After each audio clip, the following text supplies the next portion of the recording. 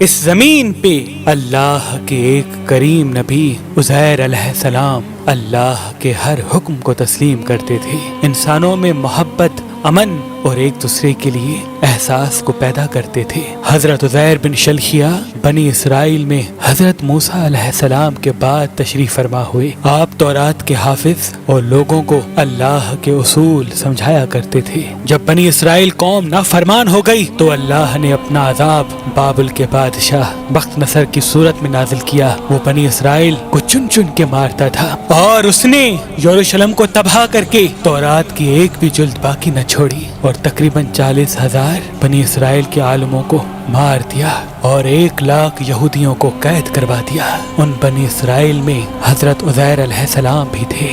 بس ایک دن اللہ نے معجزے سے اپنے نبی عزیر کو ان کی قید سے رہا کروایا۔ آپ رہائی کے بعد یروشلم آتے ہیں اور دیکھتے ہیں کہ پورا یروشلم ویران اور لوگوں کی قبریں بنی ہوئی ہیں۔ آپ کی آنکھوں سے آنسو رواں ہوتے ہیں اور اللہ سے فرماتے ہیں، اے اللہ، اب یہ لوگ تو کیسے زندہ کرے گا اور اس ویران شہر کو کیسے آباد کرے گا؟ یہ کہہ کے آپ نے دیکھا کہ وہاں کچھ میوہ دار درخت موجود ہیں۔ آپ وہ پھل کھاتے ہیں، انگور کا رس پیتے ہیں اور کچھ پھل اپنے پاس محفوظ کرتے ہیں، اور آپ کے ساتھ آپ کا گدھا بھی تھا جس پہ سوار ہو کے آپ یروشلم تک پہنچے تھے۔ آپ نے اپنے گدھے کو مضبوط رسی سے باندھ دیا اور ایک درخت کے نیچے آرام کرنے لگے۔ اس وقت آپ کی عمر مبارک تقریباً 40 سال کی تھی۔ اتنی دیر میں اللہ نے موت کے فرشتے کو حکم دیا کہ جاؤ عزیر کی روح قبض کر دو۔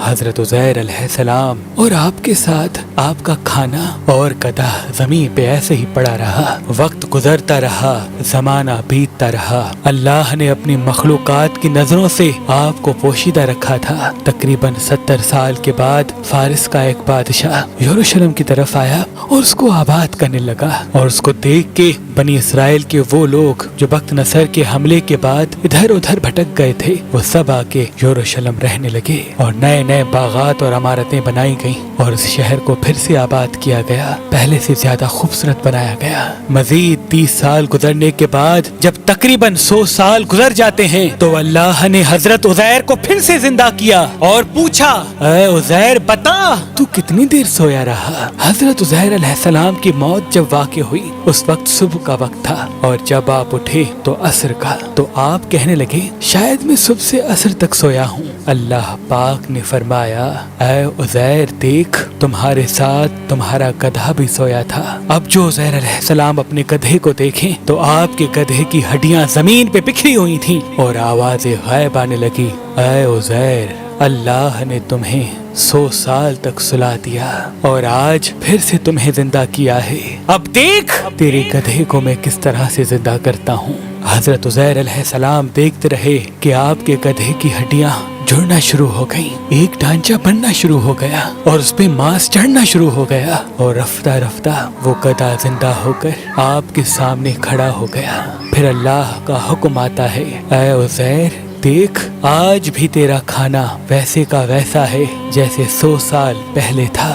حضرت عزیر علیہ السلام اللہ کا شکر کرتے ہیں اور رو کے کہتے ہیں، بے شک جو انسان کو خون کی ایک بوند سے زندگی دے سکتا ہے وہ انسان کی گلی سڑی ہڈیوں کو بھی پھر سے زندہ کرنے کی قدرت رکھتا ہے۔ آپ کی اس عارضی موت کے درمیان وہ بستی آباد ہو چکی تھی۔ آپ کھانا کھا کر جیسے ہی بستی کے لوگوں سے پوچھنے لگے کہ کیا آپ اللہ کے نبی عزیر کو جانتے ہیں؟ لوگوں نے کہا، ہاں وہ اللہ کے نبی تھے اور ان کو گزرے ہوئے 100 سال سے بھی زیادہ عرصہ گزر چکا ہے۔ اتنے میں اللہ کے نبی حضرت عزیر علیہ السلام فرماتے ہیں، اے لوگو، وہ عزیر اللہ کا نبی میں ہوں۔ مجھے اللہ نے 100 سال تک سلا دیا تھا اور پھر سے زندہ کیا ہے تاکہ تم لوگوں کی اصلاح کر سکوں، لیکن اس بستی کے لوگوں کو یقین نہ آیا۔ اس بستی میں ایک بوڑھی عورت رہتی تھی جس کی عمر تقریباً 120 سال تھی۔ وہ تمام کے تمام لوگ اس عورت کو لے کے آئے اور پوچھنے لگے کہ جو حضرت عزیر کے واقعات آپ ہمیں سناتی ہیں، آپ ہمیں ابھی حضرت عزیر کی نشانیاں بتائیں۔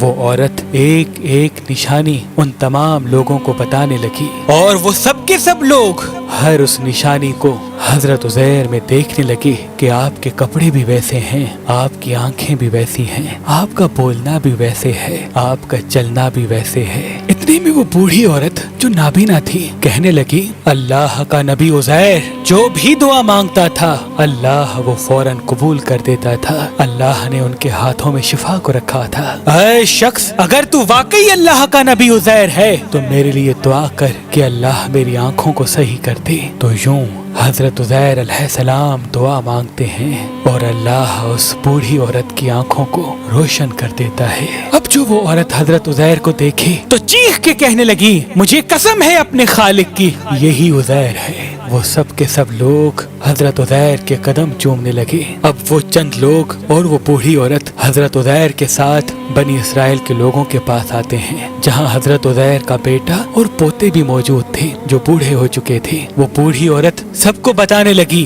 کہ یہ اللہ کے نبی عزیر ہیں۔ کچھ ایمان لے آئے، کچھ سوالات کرنے لگے۔ اتنے میں آپ کا بیٹا کہنے لگا، میرے بابا عزیر کے کندھوں پر ایک کالے رنگ کا مسا تھا جو چاند کی مثل تھا، اگر آپ واقعی میرے بابا عزیر ہیں تو وہ دکھائیں۔ حضرت عزیر علیہ السلام نے اپنا کرتا اتارا اور تمام کے تمام لوگ دیکھنے لگے کہ کندھوں کے درمیان وہی نشان موجود تھا۔ اور پھر اللہ کے نبی حضرت عزیر علیہ السلام سب کو تورات سنانے لگے اور تمام بنی اسرائیل آپ کے ہاتھ اور قدم چوم کر کہنے لگے، ہمیں قسم ہے اپنے خالق کی، آپ اللہ کے نبی عزیر ہیں۔ بے شک اللہ ہر چیز پہ قدرت رکھتا ہے، وہ جیسے زندگی دے سکتا ہے ویسے ہی مرے ہوئے انسان کو روز محشر زندہ کرے گا اور انسانوں اور جنات کے گروہ سے دوزخ اور جنت کو بھر دے گا۔ ہر چیز پہ قدرت رکھتا ہے۔